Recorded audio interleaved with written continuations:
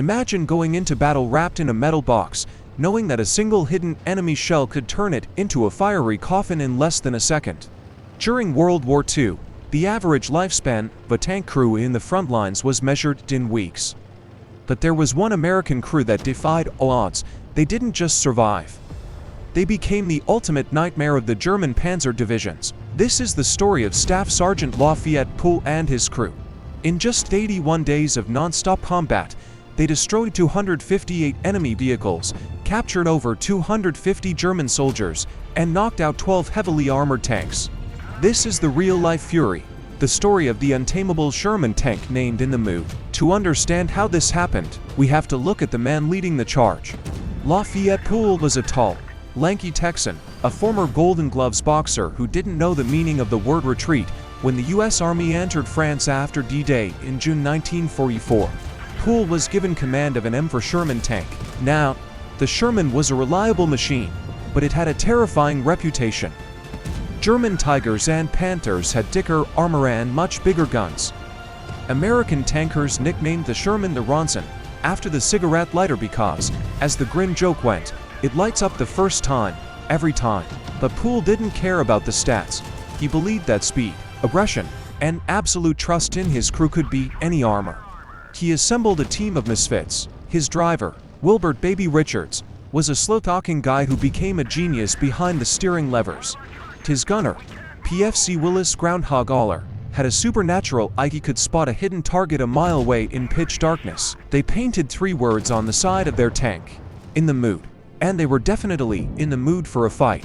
The 3rd Armored Division was unleashed into the French countryside, and Pool's tank was always at the very front, the spearhead of the spearhead. Their daily routine was insane.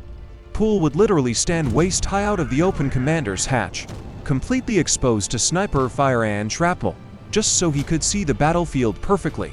He yelled orders down to his driver: "Close standard, baby.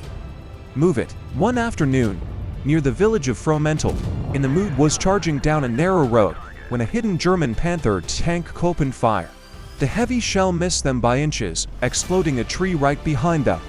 Any normal crew would stop and reverse, not Pool. Before the Germans could reload, Pool screamed, "Gunner, 12 o'clock, fire." Groundhog Aller didn't even hesitate. Boom. The first American shell hit the Panther's turret. Boom. The second hit the fuel line.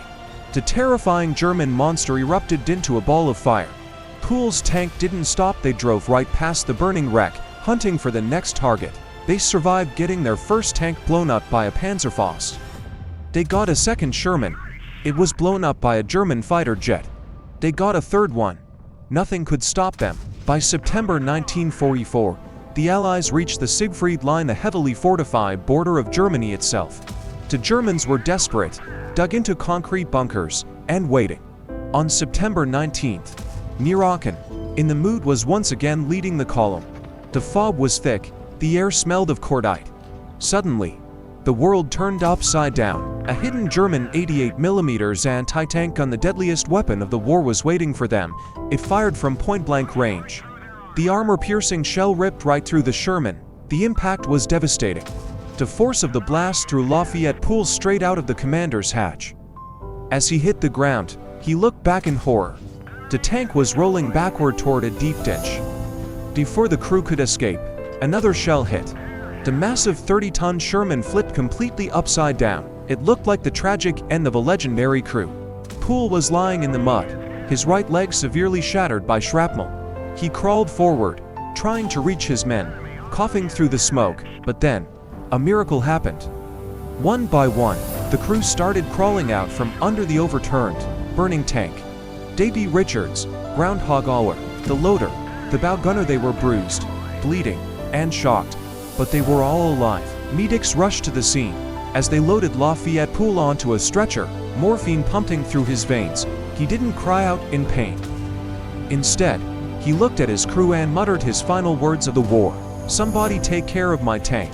Pool's leg had to be amputated, ending his time on the front lines. But the legendary crew of In the Mood had done the impossible. They fought through the jaw of death for 3 months, destroy a small army of enemies, and against all historical statistics, every single one of them survived the war. Lafayette Pool was awarded the Distinguished Service Cross, the Silver Star, and the Purple Heart. He proved that it's not just the thickness of the steel that wins a war, it's the courage of the people inside it.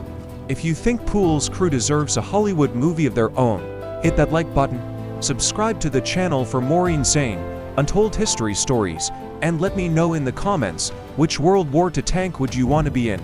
Until next time, stay history-minded.